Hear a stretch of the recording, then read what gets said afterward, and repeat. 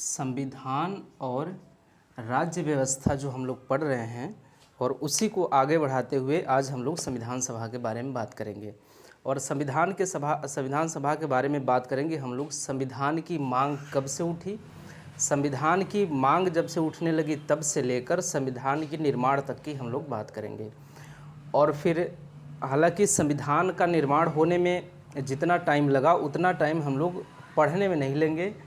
2 class हो सकता है लग जाए संविधान सभा को पढ़ने में, क्योंकि संविधान की मांग कब से उठी और किस तरह से संविधान सभा का गठन हुआ और उसके बाद किन किन क्षेत्रों से किन किन प्रतिनिधियों का कैसे कैसे प्रतिनिधियों का चयन हुआ संविधान सभा में, ये सारी बातें होंगी। उसके बाद अंततः 26 नवंबर सन 1949 को संविधान बन के तैयार हो गया। वहाँ तक का सफ़र हमारा होगा संविधान सभा के अंतर्गत। और संविधान का निर्माण होने के बाद वहाँ से हम लोग उसके बाद संविधान में प्रवेश करेंगे। पहले प्रस्तावना पढ़ेंगे, उसके बाद एक एक करके भाग संविधान के अंदर पढ़ते जाएंगे। तो जितना समय लगा था संविधान का निर्माण होने में उतना समय हम नहीं लेंगे, 2 क्लास में हम लोग इसको पूरा कर लेंगे। तो आज हम लोग पढ़ेंगे कि संविधान सभा का गठन कैसे हुआ। अगर प्रारंभिक समय की बात करें सबसे पहले की बात करें हम लोग, तो प्रारंभिक समय में सबसे पहले जो संविधान सभा की मांग हुई वो हुई बाल गंगाधर तिलक द्वारा। संविधान सभा की जो पहली मांग है, पहली मांग वो किसके द्वारा हुई? वो हुई बाल गंगाधर तिलक जी के द्वारा। बाल गंगाधर तिलक। संविधान सभा की मांग भारतीयों के लिए सबसे पहले किसने की? तो संविधान सभा की मांग भारतीयों के लिए सबसे पहले की बाल गंगाधर तिलक ने। तो बाल गंगाधर तिलक ने जब संविधान सभा की मांग की तो दरअसल अपने एक लेख के माध्यम से इन्होंने अप्रत्यक्ष रूप से संविधान सभा की मांग की। एक लेख के माध्यम से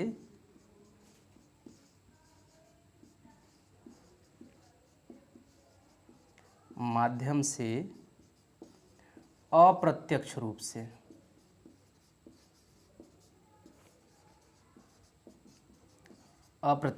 बात। अब एक लेख के माध्यम से, अब चूंकि ये संविधान सभा की जो मांग हुई थी वो कहीं पे प्रस्ताव नहीं पारित किया गया था। ये संविधान सभा की मांग ऑफिशियली नहीं थी, ये औपचारिक मांग नहीं थी, ये अनौपचारिक मांग थी। तो जब पहली बार संविधान सभा की मांग हुई थी वो हुई थी अनौपचारिक रूप से। बाल गंगाधर तिलक द्वारा। तो जो पहली बार मांग हुई थी वो हुई थी अनौपचारिक रूप से। अनौपचारिक रूप से किसी भी तरह से ऑफिशियली मांग नहीं हुआ था, बस ये ऐसे ही एक लेख में अप्रत्यक्ष रूप से इन्होंने मांग कर दी। यहाँ पे अप्रत्यक्ष का क्या तात्पर्य है? अप्रत्यक्ष का तात्पर्य है कि इन्होंने अपने लेख में यह कहा कि इन्होंने अपने लेख में दरअसल स्वराज की मांग की। जो मांग इन्होंने की, इन्होंने स्वराज की मांग करते हुए कहा, स्वराज की मांग करते हुए कहा कि स्वराज तब होगा जब भारतीयों का अपना एक संविधान होगा, अपना एक संविधान होगा।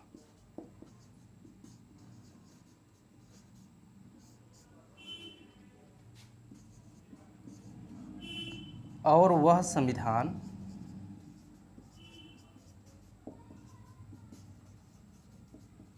भारतीयों द्वारा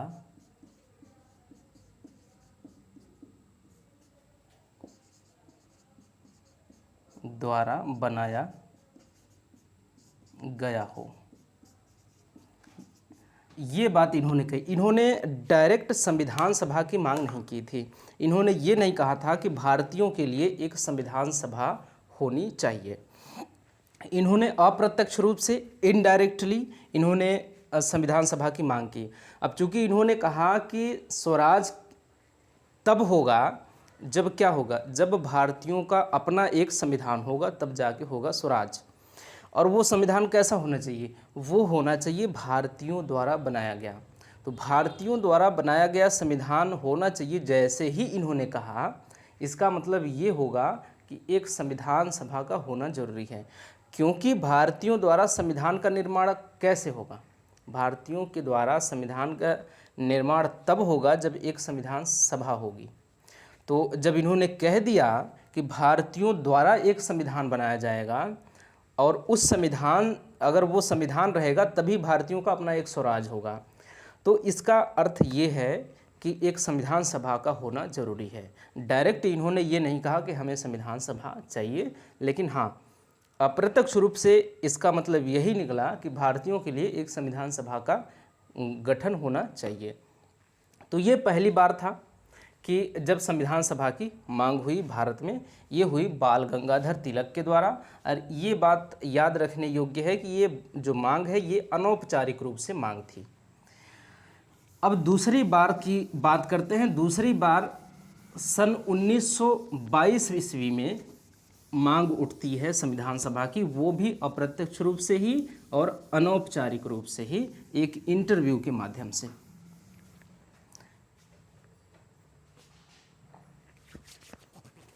अब हम बात करते हैं सन 1915 में एक घटना घटी। सन 1915 में महात्मा गांधी जी आ जाते हैं वापस, कहाँ से, दक्षिण अफ्रीका से। 1915 में महात्मा गांधी दक्षिण अफ्रीका से आते हैं। इसके बाद भारत में जो समस्त क्रांतिकारी आंदोलन हैं, जो समस्त जो देश को आज़ाद कराने के लिए जो आंदोलन चल रहे हैं, वो सभी आंदोलन 1915 के बाद से महात्मा गांधी के नेतृत्व में चलने लगे।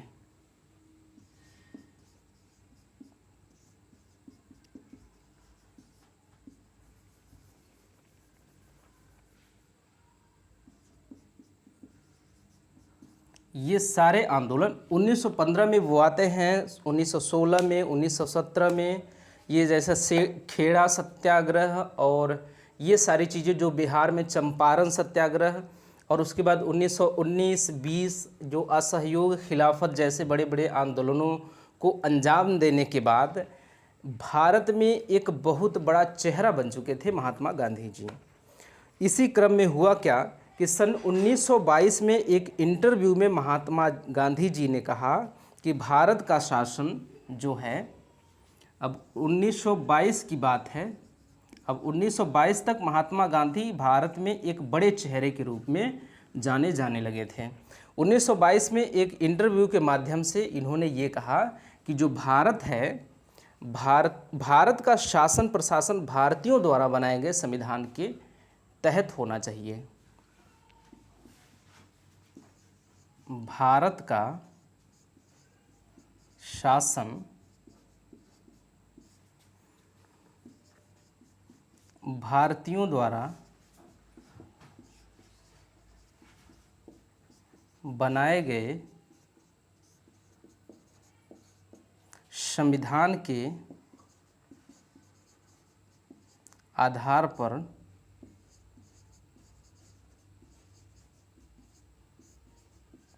चलना चाहिए। ये इस इंटरव्यू में महात्मा गांधी जी कहते हैं सन 1922 में। सन 1922 में इन्होंने कहा कि भारत का शासन भारतीयों द्वारा बनाए गए संविधान के आधार पर चलना चाहिए। तो फिर वही बात आ गई, ये भी एक तरह से संविधान सभा की ही मांग है, क्योंकि भारत का शासन किसके आधार पर चला जाना चाहिए, एक संविधान के आधार पे। और वो संविधान कौन सा होना चाहिए, वो होना चाहिए भारतीयों द्वारा बनाया गया होना चाहिए।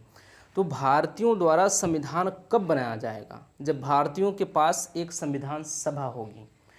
तो डायरेक्ट तो इन्होंने भी यहाँ पे संविधान सभा की मांग नहीं की, लेकिन इनडायरेक्टली इन्होंने संविधान सभा की मांग कर दी। ये दूसरी बार अनौपचारिक रूप से संविधान सभा की मांग थी।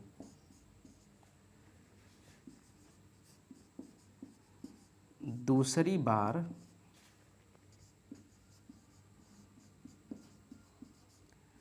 अनौपचारिक रूप से संविधान सभा की मांग।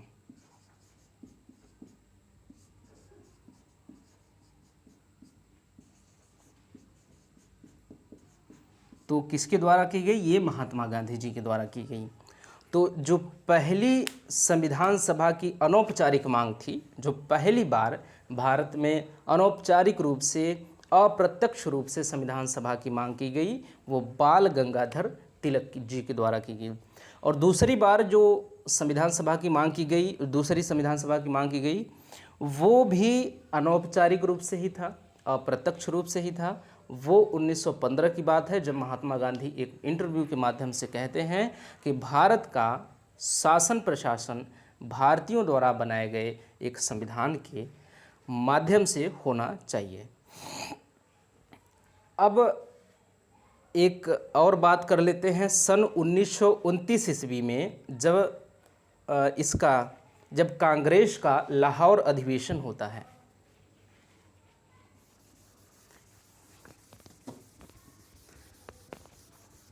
सन 1929 की घटना है।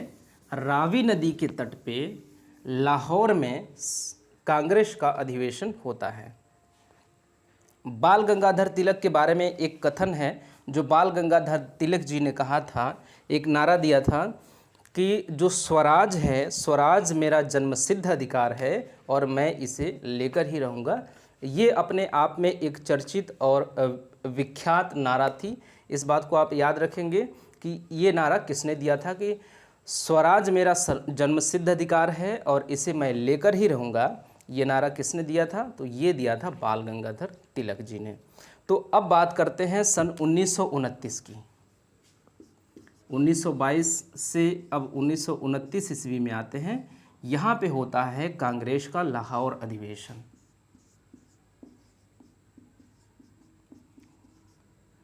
कांग्रेस का लाहौर अधिवेशन।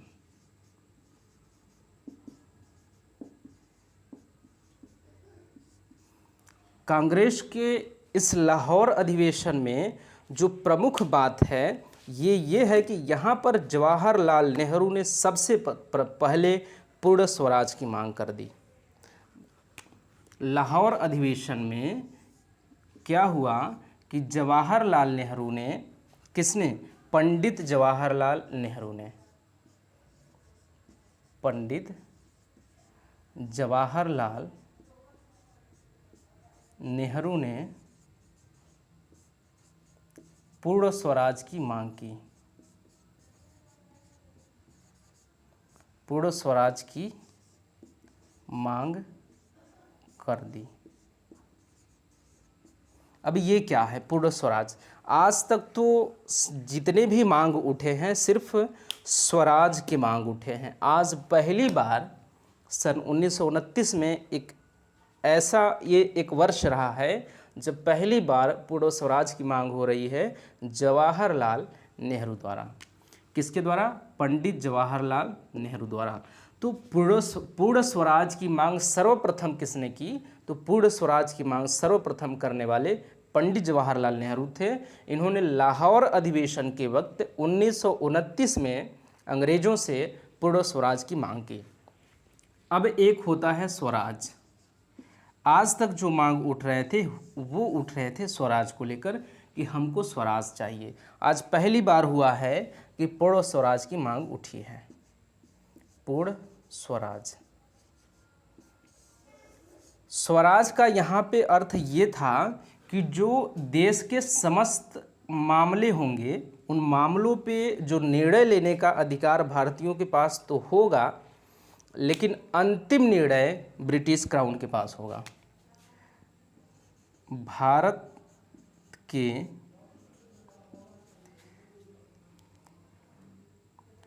अंतिम निर्णय का अधिकार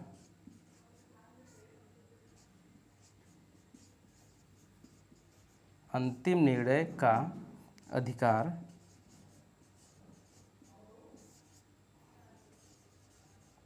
ब्रिटिश ताज के पास होगा।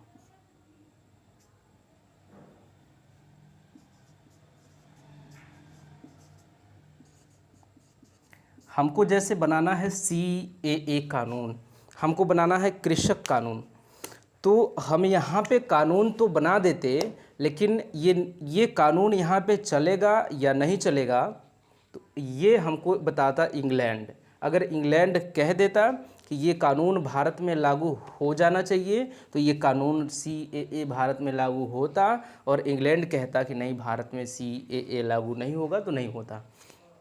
कृषक कानून हम लोग भारत में पारित कर देते, लेकिन होता क्या कि अंतिम निर्णय के लिए जाता इंग्लैंड के पास, वहाँ पे ताज के पास जाता। ताज अगर कह देता कि ये कानून लागू हो जाना चाहिए तो होता, नहीं हो जाना चाहिए तो नहीं होता। तो ये था स्वराज। स्वराज का अर्थ था अंतिम सत्ता, जो अंतिम रूप से भारत के मामलों में निर्णय लेने का अधिकारिता होगी, वो होगी इंग्लैंड के पास।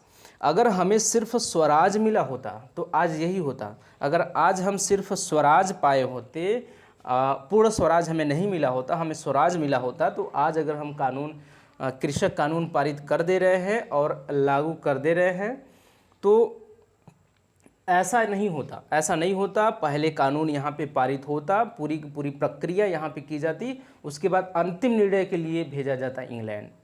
जब वहाँ से ताज, वहाँ का इंग्लैंड का जो महारानी है या इंग्लैंड का कुछ भी जो सर्वोच्च सत्ता है वहाँ की, वो वहाँ से हमें ये अनुमति देता कि नहीं भारत में ये कानून लागू हो जाना चाहिए, तो हम लोग लागू करते। अगर वो मना कर देता तो हम लोग लागू नहीं कर पाते। अगर ऐसा होता, अगर स्वराज होता, तो हम संप्रभु भी नहीं होते। तो ये था स्वराज का। और पूर्ण स्वराज का अर्थ ये होता है कि ये सारी चीज़ें नहीं होंगी। भारत के अंदर या भारत के अंदर होने वाले समस्त निर्णयों का अंतिम अधिकारिता जो होगी, वो खुद भारत के पास होगी। वो खुद भारत ये तय करेगा कि हमें CAA लागू करना है या नहीं करना है, कृषक कानून हमें लागू करना है या नहीं करना है। तो स्वराज का अर्थ था भारत के अंतिम निर्णय का अधिकार ब्रिटिश ताज के पास अभी भी होगा। हम लोग सारा काम अपने पास करेंगे, अपने यहाँ करेंगे, लेकिन अंतिम निर्णय के लिए भेजा जाएगा किसके पास? एक तरह से जैसे कोई अगर कानून पास करना है, मान लीजिए X कानून पास करना है हमें, इसको हम लोग रखेंगे संसद में, और संसद में पास होने के बाद ये कानून कहाँ जाता है? राष्ट्रपति के पास जाता है हस्ताक्षर होने के लिए। राष्ट्रपति जब तक इसको कह नहीं देंगे कि ये कानून बन जाए, तब तक ये कानून नहीं बनेगा। राष्ट्रपति के अनुमति के बिना कोई भी कानून पारित नहीं हो पाएगा। तो ये जो राष्ट्रपति हैं, राष्ट्रपति की भूमिका इंग्लैंड के पास हो जाती। यहाँ पे राष्ट्रपति अगर ये कह देंगे कि CAA कानून नहीं बनेगा, वो मना कर देंगे कि नहीं बनना चाहिए, तो वो उनके हस्ताक्षर के बिना वो कानून नहीं बनेगा। तो ये जो राष्ट्रपति की अधिकारिता है वो पहुंच जाती इंग्लैंड के पास, अगर हमारे पास सिर्फ स्वराज होता, पूर्ण स्वराज नहीं होता तो इस प्रकार से एक ऐसा पहला समय था सन 1929 का कि यहाँ पे पूर्ण स्वराज की मांग हुई। और वो किसके द्वारा हुई? वो हुई पंडित जवाहरलाल नेहरू जी के द्वारा। कब हुई? कांग्रेस के लाहौर अधिवेशन में। और इसी का परिणाम ये था कि 26 जनवरी 1930 ईस्वी को, 26 जनवरी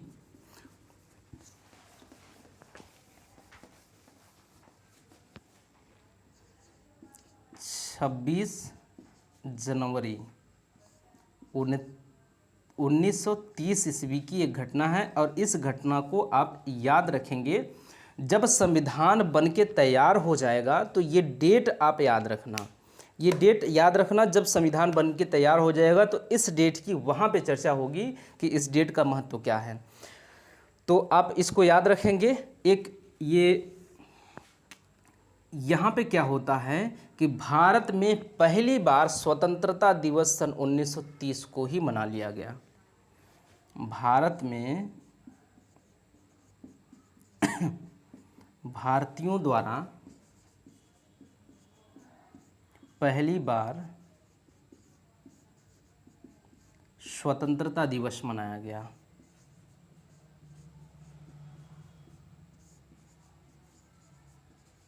स्वतंत्रता दिवस मनाया गया। ये एक महत्वपूर्ण डेट और महत्वपूर्ण घटना है। महत्वपूर्ण तिथि और महत्वपूर्ण दोनों चीज़ें हैं। घटना भी महत्वपूर्ण है, तिथि भी महत्वपूर्ण है, क्योंकि ये तिथि आपको अभी काम आएगी जब संविधान सभा 26 नवंबर सन 1949 को बन के तैयार हो जाता है। उसके बाद भी पूर्णतः लागू नहीं होता। क्यों नहीं लागू होता, ये बात वहाँ पे होगी और इस डेट के साथ होगी और इस घटना के साथ होगी। तो ये घटना घटती है 26 जनवरी 1930 की। 1929 में क्या हुआ कि लाहौर अधिवेशन में पंडित जवाहरलाल नेहरू जी ने पूर्ण स्वराज की मांग कर दी। पूर्ण स्वराज की मांग करते ही 26 जनवरी 1930 को भारत में पहली बार स्वतंत्रता दिवस मना लिया गया।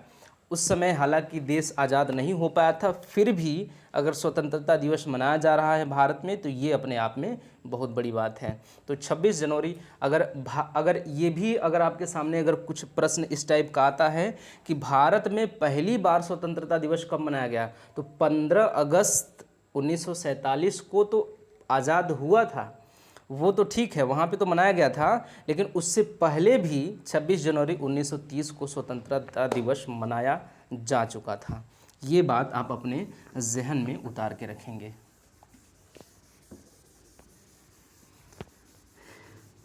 तो यहाँ पे 1929-30 की बातें यहाँ तक हो गई।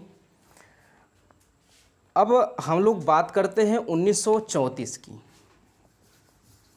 1929, 1930, 1922 यहाँ तक की बातें हो गई। अब 1934 में आते हैं कि यहाँ पे क्या होता है। यहाँ पे पहली बार औपचारिक रूप से संविधान सभा की मांग होती है। सर्वप्रथम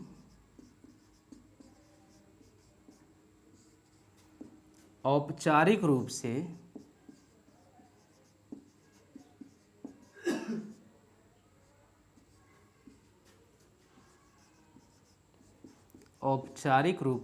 संविधान सभा की मांग।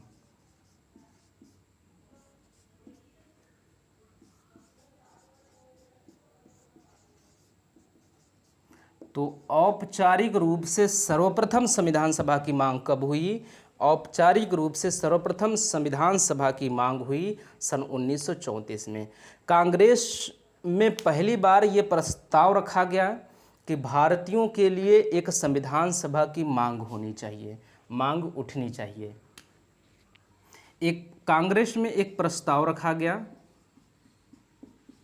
कांग्रेस में एक प्रस्ताव पारित किया गया। प्रस्ताव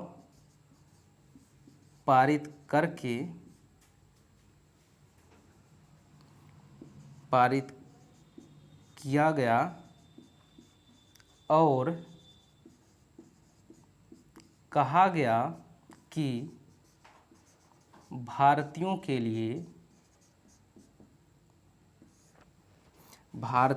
लिए एक संविधान सभा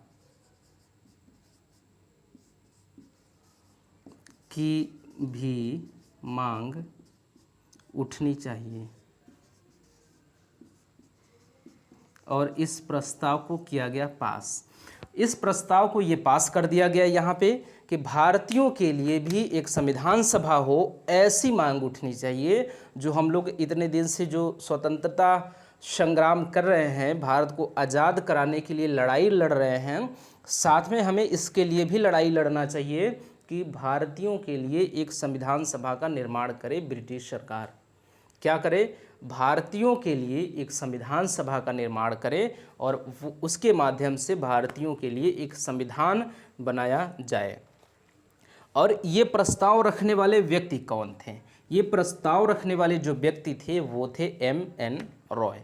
एम एन रॉय द्वारा यह प्रस्ताव रखा गया। प्रस्ताव में यह था कि वयस्क मताधिकार के अनुसार वयस्क मताधिकार का प्रयोग करते हुए संविधान सभा का निर्माण हो। तो संविधान सभा का निर्माण कैसे हो? संविधान सभा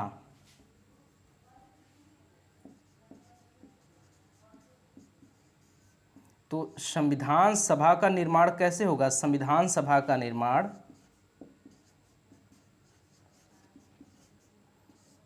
संविधान सभा का निर्माण वयस्क मताधिकार पर होना चाहिए और वह संविधान सभा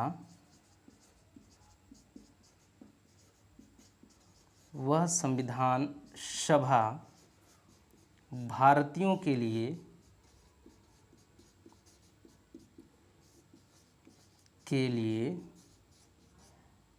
एक संविधान का निर्माण करें।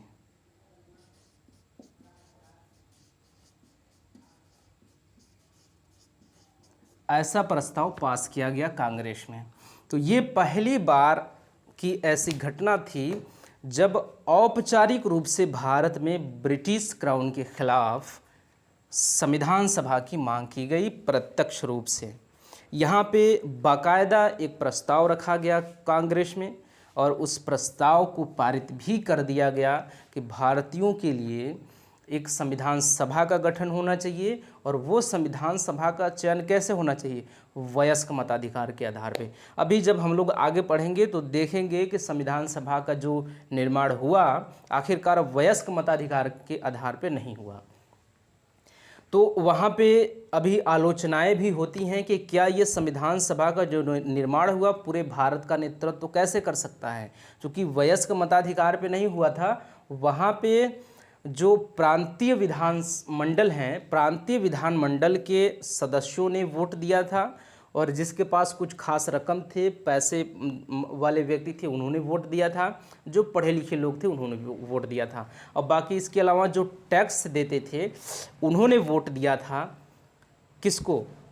इनको प्रांतीय विधानमंडल के जो सदस्य हैं इनको। और यही प्रांतीय विधानमंडल ने के सदस्यों ने वोट दिया था संविधान सभा के सदस्यों को। तो जो ऐसे व्यक्ति थे वो सिर्फ 28% थे। तो 28% लोगों ने मिलकर चुना उनको जिन्होंने 100% लोगों के लिए संविधान बनाया। तो यहाँ पे आलोचना ये होती है कि कैसे ये पूरे भारतीयों का प्रतिनिधित्व कर सकता है ये संविधान, जबकि सिर्फ 28% लोगों के प्रतिनिधियों ने ही इस संविधान का निर्माण किया।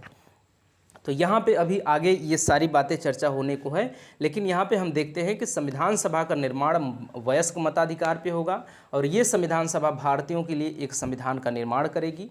ऐसा प्रस्ताव रखा गया कांग्रेस में और कांग्रेस ने इस प्रस्ताव को पास भी किया। इसलिए हम यहाँ पे कहते हैं कि ये पहली बार है जब भारत में संविधान सभा की औपचारिक रूप से मांग होती है। और इस प्रस्ताव को जो रखने वाले व्यक्ति हैं वो हैं एम एन रॉय। इस बात को भी आप याद रखेंगे, एम एन रॉय। एम एन रॉय, एम एन रॉय। एम एन रॉय ने संविधान ये कांग्रेस में ये प्रस्ताव रखा कि भारतीयों के लिए एक संविधान सभा हो, उस संविधान सभा का जो निर्माण हो वयस्क मताधिकार पे हो और वो संविधान सभा भारतीयों के लिए एक संविधान बनाएगी। ऐसी मांग उठनी चाहिए ब्रिटिश क्राउन के खिलाफ। तो ये पहली बार औपचारिक रूप से मांग हो गई संविधान सभा की। अब हम लोग बात करेंगे सन 1939 की। सन 1939 में एक घटना प्रारंभ होती है, एक प्रक्रिया प्रारंभ होती है जिससे कि या हम ये कह लें कि ये घटना अगर शायद ना प्रारंभ होती 1939 की जो घटना है तो शायद जो इतना जल्दी भारत आज़ाद हो गया, इतना जल्दी भारत की आज़ादी सुनिश्चित नहीं हो पाती। भारत की आज़ादी इतनी जल्दी सुनिश्चित हुई, शायद उसके पीछे कहीं न कहीं उस घटना के कारण, उस घटना जो वो घटना है, उस घटना की अपनी महत्वपूर्ण भूमिका है, और वो है 1939 की। 1939 में क्या होता है कि द्वितीय विश्व युद्ध यहाँ पे प्रारंभ हो जाता है। इस बात को आप याद रखिएगा। 1939 में क्या होता है, द्वितीय विश्व युद्ध प्रारंभ हो जाता है। विश्व युद्ध क्या हुआ, प्रारंभ हो गया। द्वितीय विश्व युद्ध प्रारंभ होने से भारत की आज़ादी और जल्दी सुनिश्चित कैसे हो गई, तो इस बात का हम लोग एनालिसिस करते हैं और देखते हैं कि कैसे हुआ। और फिर संविधान सभा के निर्माण की प्रक्रिया जो हम लोग पढ़ रहे हैं, यहाँ संविधान सभा के निर्माण कैसे हुआ भारत में। तो ठीक है, पहली बार संविधान सभा की मांग हुई बाल गंगाधर तिलक द्वारा, दूसरी बार महात्मा गांधी जी द्वारा, और उसके बाद आगे बढ़ते हुए औपचारिक रूप से फिर यहाँ पे संविधान सभा की मांग के लिए कांग्रेस में प्रस्ताव रखा गया, एम.एन. रॉय द्वारा पास भी किया। उससे पहले हम लोग पूर्ण स्वराज की मांग कर चुके हैं, पहली बार स्वतंत्रता दिवस मना चुके हैं। ये सारी बातें तो संविधान सभा के निर्माण के क्रम में देखते हैं, लगते हैं, लेकिन ये द्वितीय विश्व युद्ध से क्या मतलब है उस संविधान सभा के निर्माण से हमारे, तो हम देखते हैं कि द्वितीय विश्व युद्ध स्टार्ट होता है 1939 ईस्वी में। द्वितीय विश्व युद्ध में ब्रिटेन चाहता था कि जो भारतीय लोग हैं, भारतीय लोग ब्रिटेन की तरफ से द्वितीय विश्व युद्ध में भाग लें। क्या ब्रिटेन की क्या मंशा थी कि द्वितीय विश्व युद्ध में ब्रिटेन चाहता था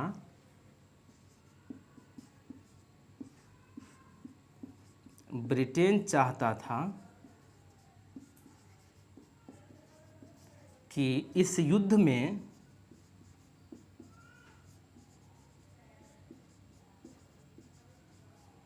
भारतीय ब्रिटेन की तरफ से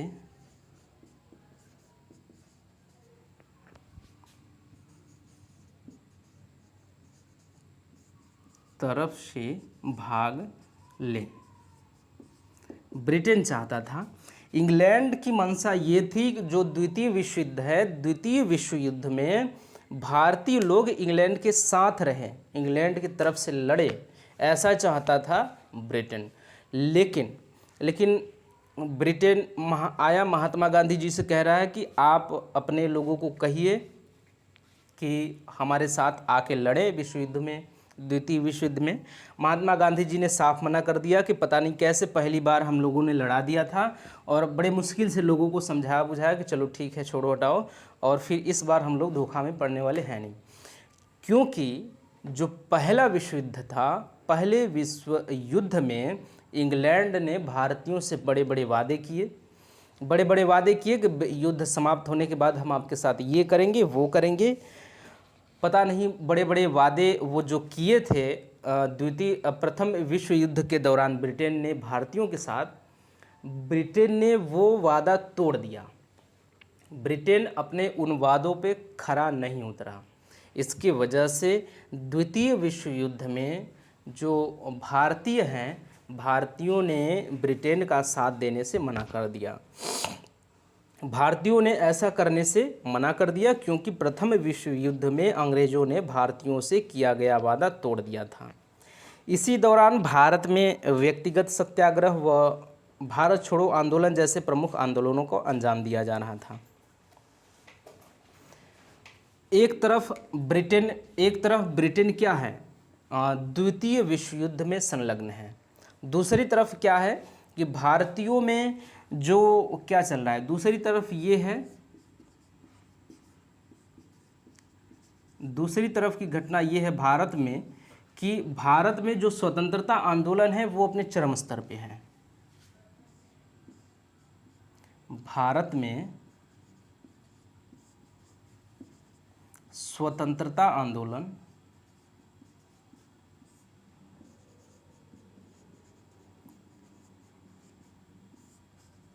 अपने चरम स्तर पर है।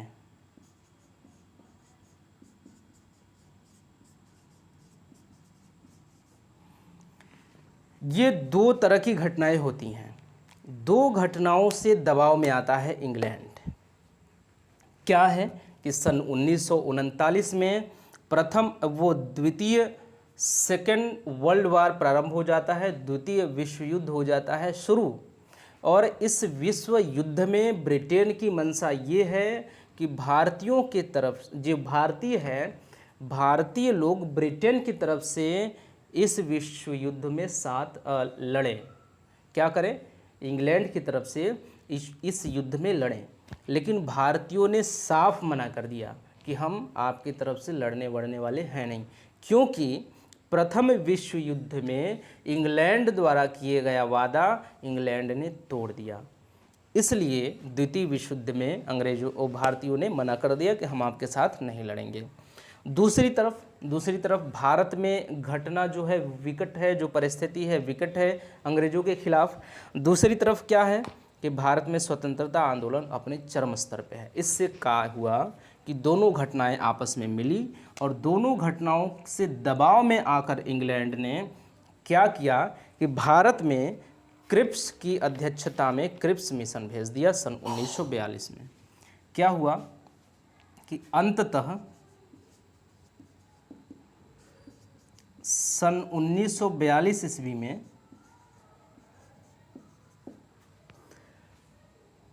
इंग्लैंड ने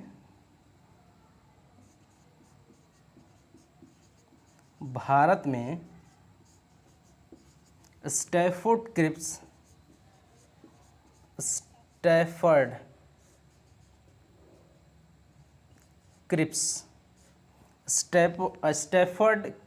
की अध्यक्षता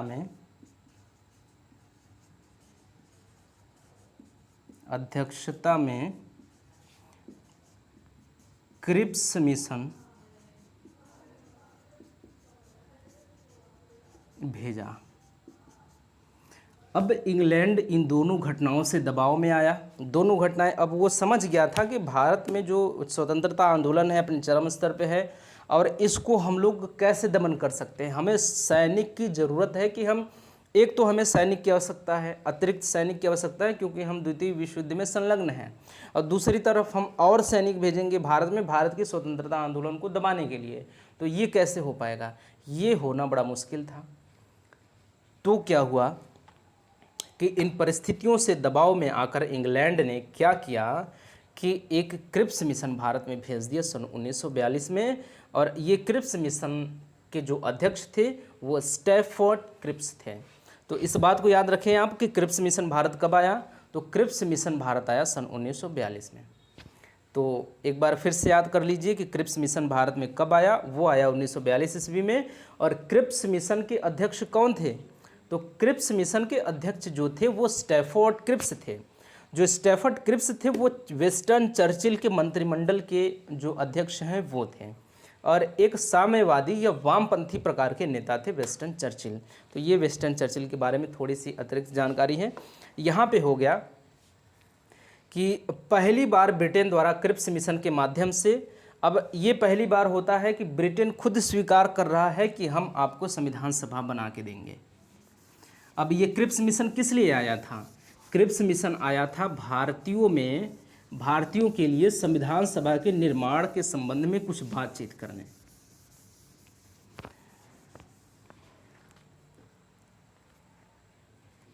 तो भारत में संविधान सभा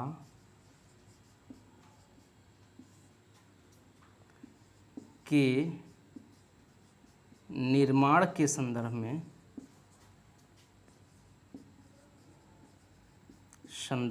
में क्रिप्स मिशन भारत आया था। तो क्रिप्स मिशन भारत क्यों आया था? तो क्रिप्स मिशन किस लिए भारत आया था? तो भारत में संविधान सभा का निर्माण हो, इस संदर्भ में बातचीत करने के लिए क्रिप्स मिशन भारत आया था। और किसकी अध्यक्षता में आया था ये बात आप याद रखेंगे, सर स्टैफोर्ड क्रिप्स की अध्यक्षता में क्रिप्स मिशन भारत आया था। किस लिए आया था? संविधान सभा के निर्माण के लिए। ये पहली बार है जब इंग्लैंड भारतीयों के लिए संविधान सभा के लिए, भारत में संविधान सभा के निर्माण के लिए कोई मिशन भेज रहा है। ये पहली बार की घटना है कि इंग्लैंड खुद स्वीकार कर रहा है कि हम भारतीयों के लिए एक संविधान सभा का निर्माण करेंगे। तो भारतीयों द्वारा क्रिप्स मिशन के माध्यम से इंग्लैंड के द्वारा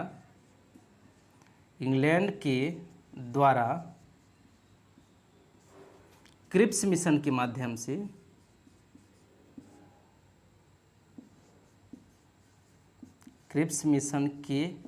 माध्यम से पहली बार यह उद्घोषणा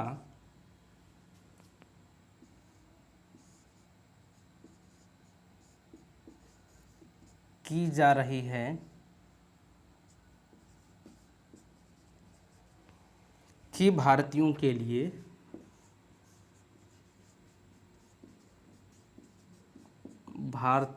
लिए हम संविधान सभा का निर्माण करेंगे।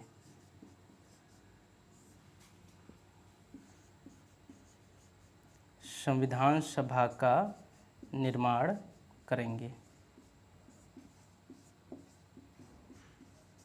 ये अब हो गई। अब हम लोग समझ पा रहे हैं कि द्वितीय विश्व युद्ध से कैसे संबंधित है ये हमारा संविधान सभा का निर्माण। तो द्वितीय विश्व युद्ध का एक तरह से दबाव था, और अगर द्वितीय विश्व प्रारंभ नहीं हुआ होता तो शायद इंग्लैंड के पास समय भी होता और सैनिक भी होते भारत में चल रहे आंदोलनों को दबाने के लिए। तो हो सकता है कि कहीं कहीं आंदोलन दबता, कहीं नहीं दबता। तो ये जो संविधान सभा की मांग है या जो आज़ादी है भारत की, वो आगे के तिथि में सुनिश्चित होती। तो यहाँ पे हम देखते हैं कि भारत के लिए संविधान सभा का निर्माण हो, ऐसी उद्घोषणा इंग्लैंड द्वारा किया जाता है क्रिप्स मिशन के माध्यम से। यहाँ पे ये उद्घोषणा होती है। क्रिप्स मिशन आते हैं, Cripps, Stafford Cripps Mahatma Gandhi ji से कहते हैं कि हम आपके लिए एक संविधान बनाएंगे। महात्मा गांधी ने कहा ठीक है। कब? तो बोले कि युद्ध समाप्त हो जाएगा तब। तो महात्मा गांधी बोले कि युद्ध कब समाप्त हो रहा है? तो स्टैफोर्ड बोले कि पता नहीं। तो कहे ठीक है, जाइए अब। तो महात्मा गांधी जी ने जो क्रिप्स मिशन है, इन लोगों का कहना ये था कि युद्ध समाप्त होने के बाद हम आपके लिए संविधान सभा का निर्माण करेंगे, जबकि एक वादा पहले ही हो चुका था कि युद्ध समाप्त होने के बाद हम आपके साथ ये करेंगे, वो करेंगे, अच्छे बर्ताव करेंगे। सारे वादे तोड़ दिए गए प्रथम विश्व युद्ध में इंग्लैंड के द्वारा।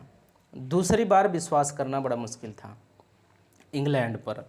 तो दूसरी बार इंग्लैंड पर विश्वास नहीं किया गया। यहाँ पे भी ये यही कह रहा है कि युद्ध समाप्त होने के बाद हम आपके लिए एक संविधान सभा का निर्माण करेंगे। तो इसका कोई डेट वेट नहीं था। तो महात्मा गांधी जी क्या कहते हैं, इसके बारे में एक कथन आता है क्रिप्स मिशन के बारे में। महात्मा गांधी जी कहते हैं, महात्मा गांधी का ये कथन है क्रिप्स मिशन के बारे में कि ये एक पोस्ट डेटेड चेक है। पोस्ट डेटेड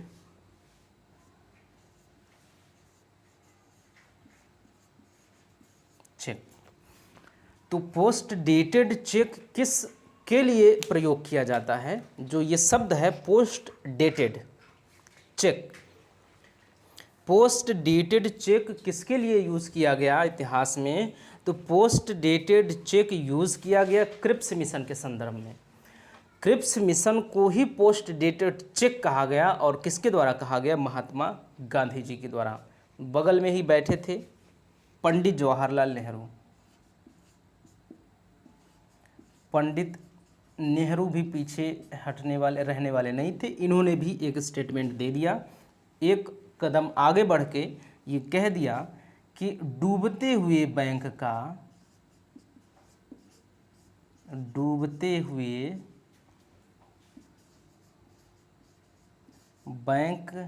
का post dated check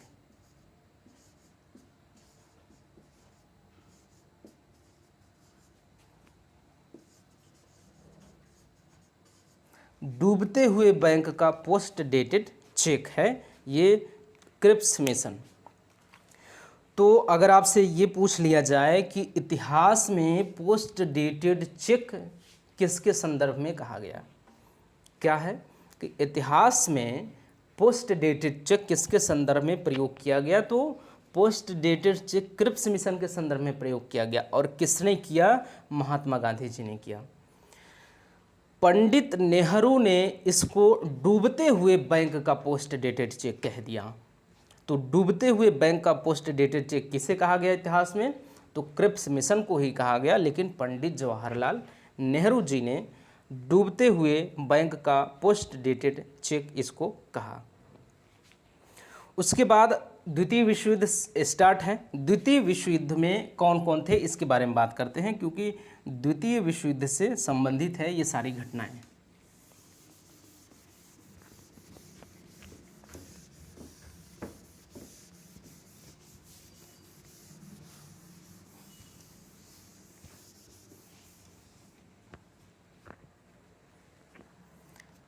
US, UK और रसिया।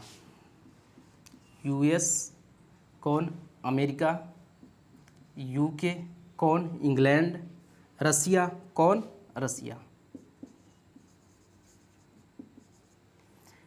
ये एक तरफ से लड़ रहे थे, मतलब तीनों एक साथ थे। द्वितीय विश्व युद्ध में ये तीनों एक साथ लड़ रहे थे। ये तीनों एक साथ लड़ रहे थे, लेकिन अमेरिका ने क्या किया था? अमेरिका ने इन लोगों से एक संधि कर लिया था, और इस संधि में कहा था, एक संधि में अमेरिका ने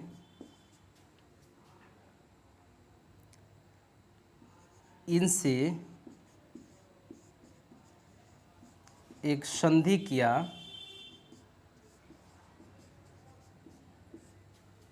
और कहा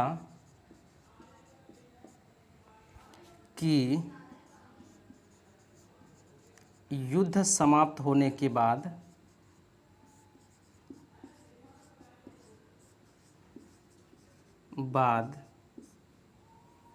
आप लोग सभी कॉलोनीज को, यानी उपनिवेश को,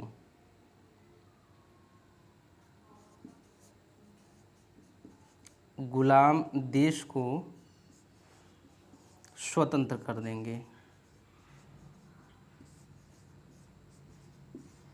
देंगे और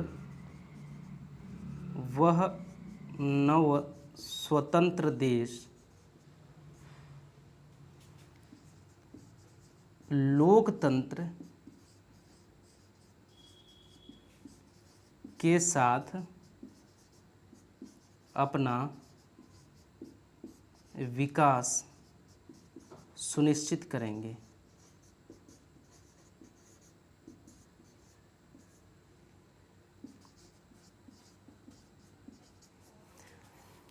ये एक संधि होता है तीनों के बीच में। तीनों के बीच में एक संधि होती है। अमेरिका ने किया ये संधि का जो ये है संधि की बात अमेरिका ने की कि हम लोग एक संधि पे हस्ताक्षर करते हैं। तो चूंकि इंग्लैंड और रसिया बोले कि अभी तो कर लेते हैं, ठीक है, अभी युद्ध चल रहा है, अभी अगर इधर उधर करेंगे तो फिर अमेरिका हम लोगों का साथ छोड़ देगा, अलग हो जाएगा। तो ज़्यादा से ज़्यादा चाहिए था द्वितीय विश्व युद्ध में लोगों का साथ। तो लोगों का साथ पाने के लिए इन लोगों ने रसिया, यूके ने हस्ताक्षर कर दिया इस संधि पे कि चलो ठीक है हस्ताक्षर कर देते हैं, युद्ध जब समाप्त हो जाएगा तो फिर देखा जाएगा, मन करेगा तो छोड़ेंगे, नहीं मन करेगा तो नहीं, स्वतंत्र कर देंगे जो देश हम लोगों के अंदर है। तो कॉलोनीज को फ्री करने का जो ये संधि है अमेरिका ने इन लोगों के साथ कर दिया, और इस संधि को कहा जाता है इतिहास में अटलांटिक चार्टर। इस संधि का नाम है अटलांटिक चार्टर।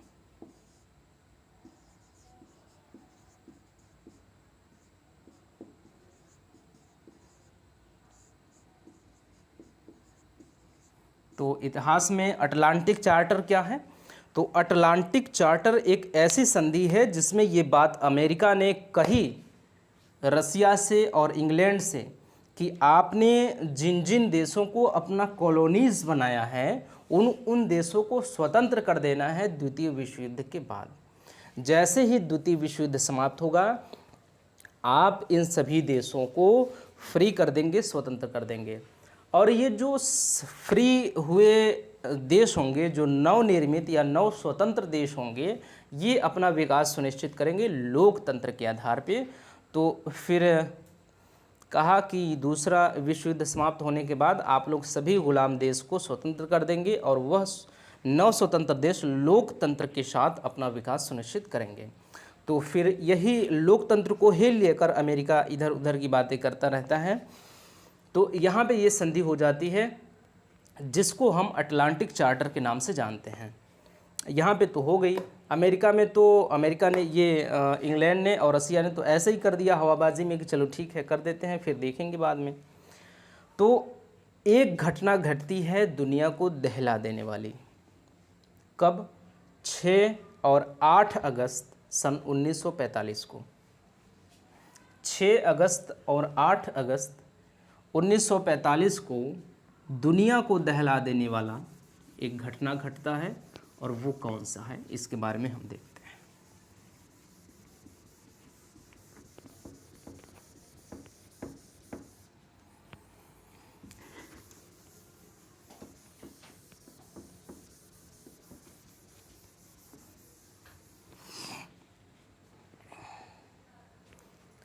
छः और 8 अगस्त सन 1945।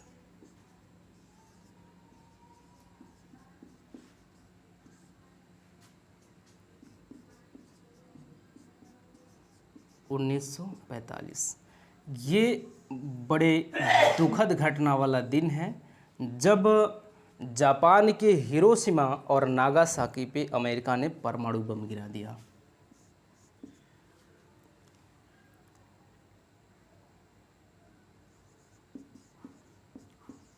हिरोशिमा और नागासाकी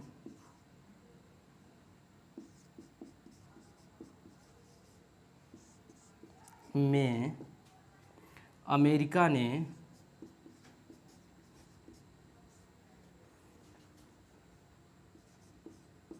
परमाणु बम गिरा दिया।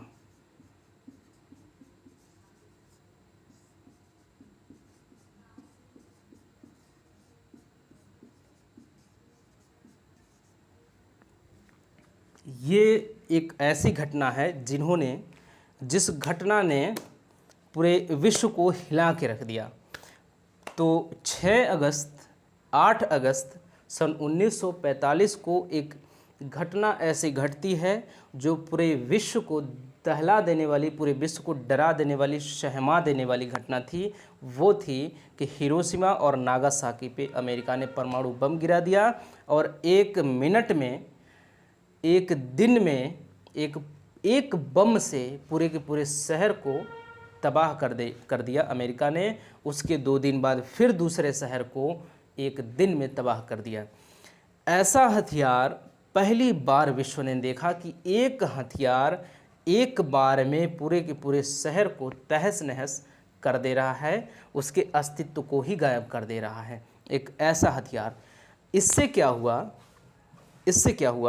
इससे हुआ कि अमेरिका जो है, अमेरिका पूरे विश्व में सर्वोच्च शक्ति वाला देश बन के उभर के सामने आया।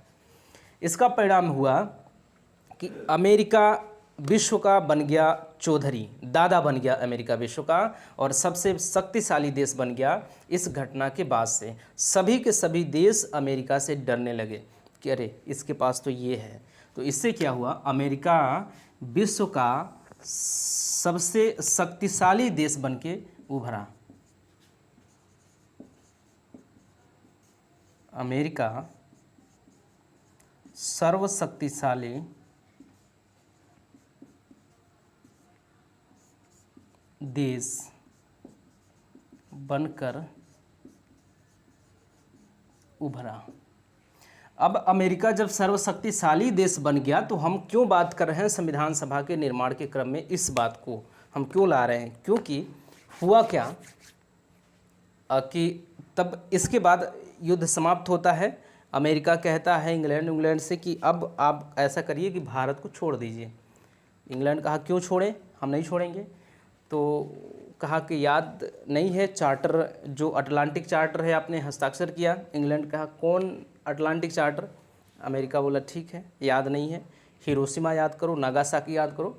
इंग्लैंड कहा अरे ठीक है याद है हमें अटलांटिक चार्टर, हमें अपने कॉलोनीज़ जो हैं जिनको हमने गुलाम बनाया है उनको छोड़ना है, यही है वो अटलांटिक चार्टर ना। अमेरिका कहा हाँ ठीक समझ गए।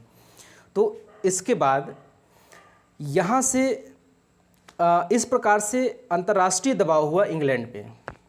जब इंग्लैंड से अंतर्राष्ट्रीय दबाव हुआ, इससे क्या हुआ कि अमेरिका जब सर्वशक्तिशाली देश बनकर उभरा तो अमेरिका के साथ किए गए जो अटलांटिक चार्टर है उसको इंग्लैंड अनदेखा नहीं कर सकता था, क्योंकि अमेरिका शक्तिशाली देश बन गया था। इससे सब डरने लगे थे। इसके पास ऐसे ऐसे हथियार हो गए थे जो एक हथियार गिरा के पूरे शहर को एक बार में समाप्त कर सकता है। ऐसी ताकत है अमेरिका के पास। तो इस ताकत से सभी के सभी भयभीत हो गए थे। तो अनदेखा, इसको नज़रअंदाज या इग्नोर नहीं कर सकते थे इंग्लैंड या रसिया जो भी हो, कि जो आपका चार्टर, जो अटलांटिक चार्टर है हम इसको नहीं मानेंगे, क्योंकि सब सामने हो गया था। तो इससे क्या हुआ, इससे अब अंतर्राष्ट्रीय दबाव हुआ इंग्लैंड पे।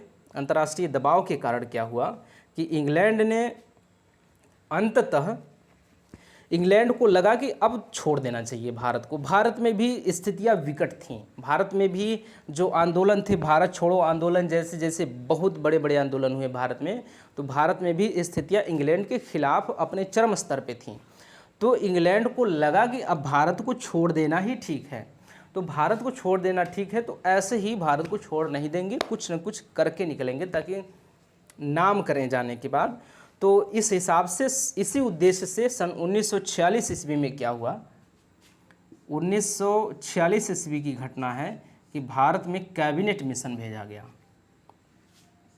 1946 ईस्वी में भारत में cabinet mission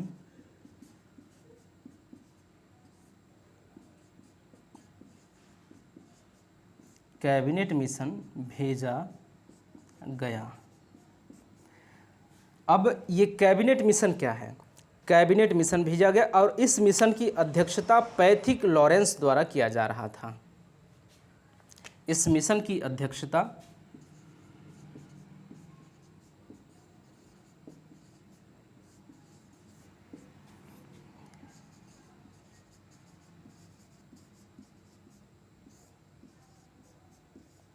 Lord Pethick Lawrence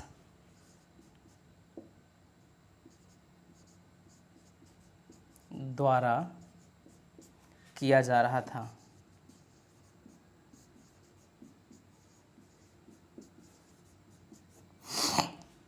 तो 1946 में जो भारत में कैबिनेट मिशन आया, इस कैबिनेट की मिशन की अध्यक्षता किसने की थी, तो इस कैबिनेट मिशन की अध्यक्षता की थी लॉर्ड पैथिक लॉरेंस ने। तो लॉर्ड पैथिक लॉरेंस ने इस मिशन की अध्यक्षता की और भारत में किस उद्देश्य से ये आया, तो ये भारत में आया था कौन सा उद्देश्य लेके, तो जो उद्देश्य है वो भारत में संविधान सभा के निर्माण जैसा कोई उद्देश्य लेके भारत में आया था। क्योंकि अब इंग्लैंड को लगा था कि अब भारत को छोड़ देने में ही भलाई है और ऐसे ही भारत को नहीं छोड़ेंगे, भारत में हम कुछ व्यवस्था करके ही निकलेंगे यहाँ से, क्योंकि इतने दिन से लूटे खाए हैं तो कुछ न कुछ करके ही जाएंगे। तो इन्होंने एक कैबिनेट मिशन भेजा सन 1946 में सर लॉर्ड पैथिक लॉरेंस की अध्यक्षता में। इसके बाद अन्य जो सदस्य थे स्टैफोर्ड क्रिप्स और ए.बी. अलेक्जेंडर, जो ये है कैबिनेट मिशन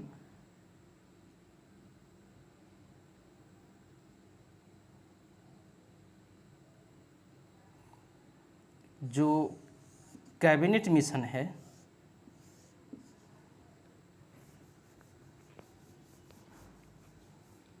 कैबिनेट मिशन के जो अन्य अध्यक्ष थे, जो अन्य सदस्य थे, वो थे स्टैफोर्ड क्रिप्स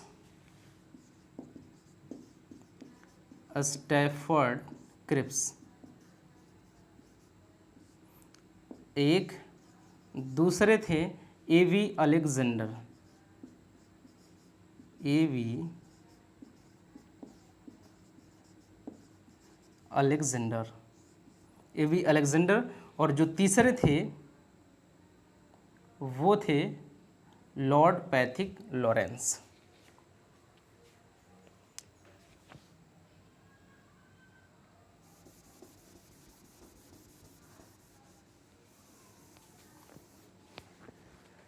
तो तीसरे जो अध्यक्ष थे लॉर्ड पैथिक लॉरेंस थे।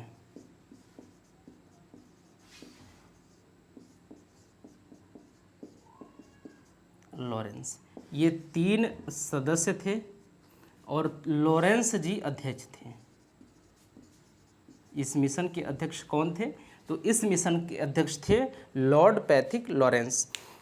तो यही मिशन तो भारत में सफल हुआ। यही मिशन आया और भारत में संविधान का निर्माण करके चला गया। तो अब हम लोग क्योंकि ये जो कैबिनेट मिशन है, कैबिनेट मिशन के बारे में बड़े बड़े प्रावधान हैं। कैबिनेट मिशन, इसमें ढेर सारे प्रावधान हैं। वो सारे प्रावधान हैं जिन प्रावधानों का एक आध प्रावधान अलग कर दें, हटा दें, उसके बाद उन सभी प्रावधानों के आधार पे ही यहाँ पे भारत में संविधान सभा का निर्माण हुआ और फिर संविधान बना। तो क्योंकि ये एक लंबा चौड़ा डिबेट का जो विषय है, ये है लंबी चौड़ी चर्चा परिचर्चा होने वाली है। कैबिनेट मिशन का जो प्रावधान है, प्रमुख प्रावधान है, इसमें क्या क्या बातें की गई, इन सारी बातों की चर्चा होनी है। तो एक लंबा डिबेट होगा इस पे भी। तो इसके लिए हम लोग एक और क्लास लेंगे।